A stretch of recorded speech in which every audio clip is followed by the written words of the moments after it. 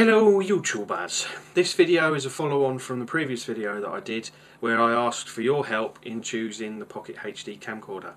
I really appreciate the advice that you guys gave me. Basically, after a lot of research and looking into the various different models, I decided that I wasn't going to get the four that I mentioned because between the four of them they didn't really meet the criteria that I wanted. So I started to look at another model, which was the Kodak Zi8.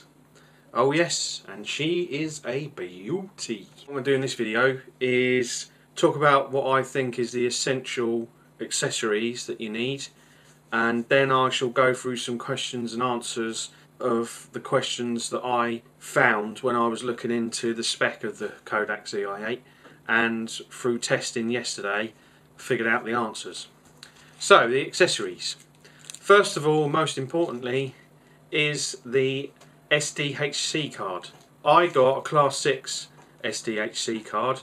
On the actual Kodak website, it does say that a SDHC Class 4 would work pretty well with the Zi8. The reason for the Class 6 and Class 4 is because it's a higher resolution video that you're taking. It needs a faster memory stick to be able to cope with that kind of resolution. I'm not actually sure if the normal SD cards work properly with the Kodak, but this one was just over a tenner off Amazon. I thought, well, you know, there wasn't a lot of price difference, so I went for it, and you know, I think it's a good purchase. So my recommendation would be to get a Class 6 or Class 4 SDHC card.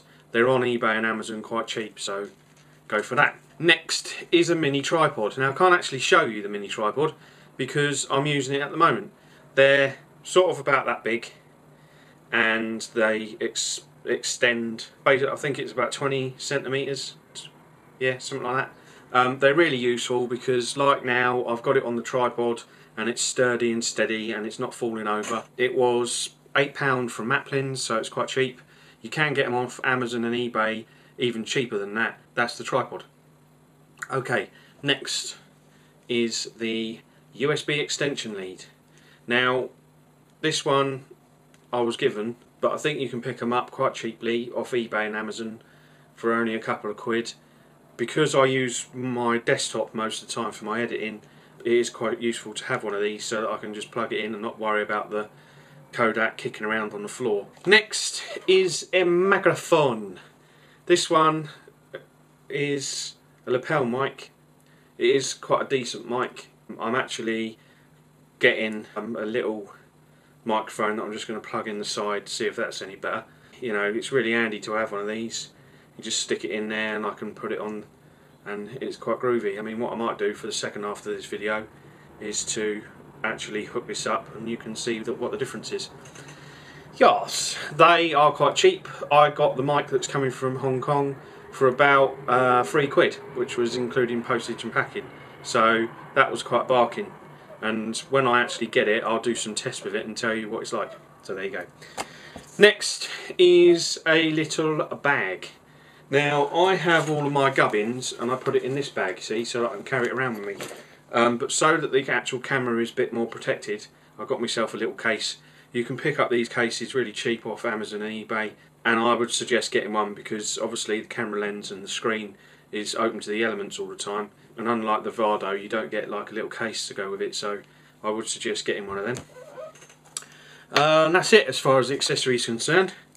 So now what I'm going to do is plug in the lapel mic so that we can see what the difference is.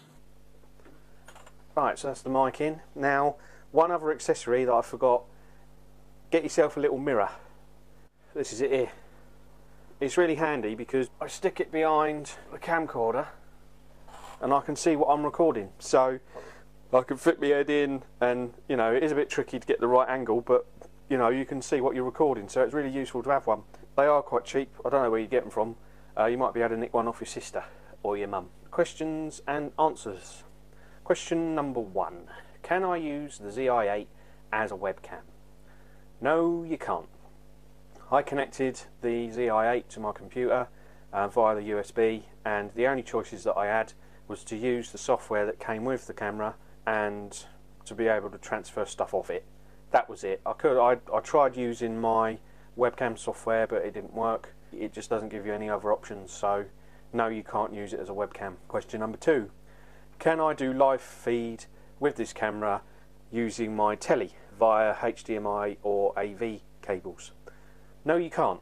I connected both cables, obviously not at the same time, but you know, I connected it to my TV, and the only options that I got was to view what I'd already recorded. And when I pressed record to try and record stuff with it, it just wouldn't do it. So no, you can't use it as a live feed camera. Can I plug in the mains while I am recording? Yes, you can. And in fact, I am doing it right now. And because of all the tests that I did yesterday, I basically run the battery out. So I've hooked up the mains with the power adapter that you get with it, and that is what is powering the camera at the moment in order for me to be able to record this video. You can use it while it's plugged into the mains, so that's groovy. As far as mics are concerned, this mic isn't powered.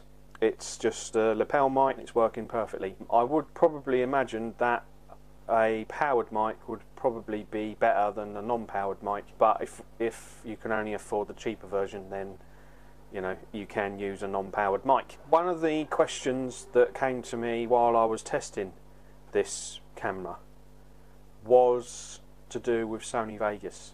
Now, when I'd done my test shots yesterday, and the first of this sort of video yesterday, I tried to use Sony Vegas to edit it, and it brought up the video part of the video, but it didn't bring up the audio, which was really annoying.